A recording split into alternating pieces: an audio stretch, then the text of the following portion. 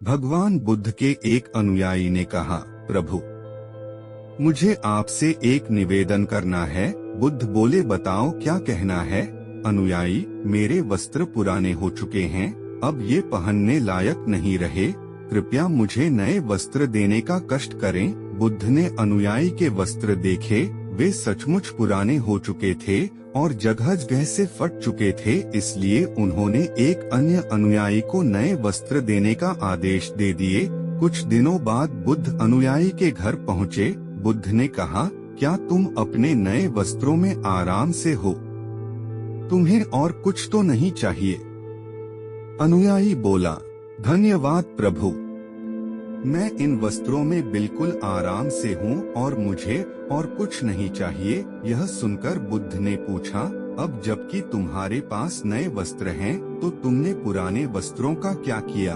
अनुयायी बोला, मैं अब उसे ओढ़ने के लिए प्रयोग कर रहा हूँ। बुद्ध बोले, तो तुमने अपनी पुरानी ओढ़नी का क्या किया? अनुयायी ने उत्तर दिया, जी, मैंने उसे खिड़की पर पर्दे की जगह लगा दिया है। बुद्ध ने फिर कहा, तो क्या तुमने पुराने पर्दे फेंक दिए?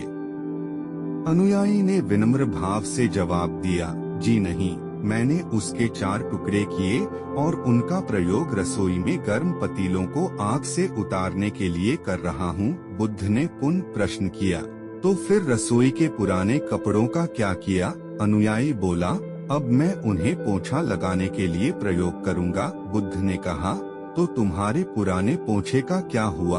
अनुयायी ने जवाब दिया, प्रभु, वह इतना फट चुका था कि उसका कुछ नहीं किया जा सकता था, इसलिए मैंने उसका एक एक धागा अलग कर दिया और उनकी बत्तियां तैयार कर ली। उन्हीं में से एक आपके कक्ष में कल प्रकाशित था। भगवान बुद्ध प्रसन्न हो गए। दरअसल वह खुश इसलिए थे कि उनका अनुयायी वस्तुओं को बर्बाद नहीं करता और उसमें समझ है कि उनका प्रयोग किस तरह से किया जा सकता है।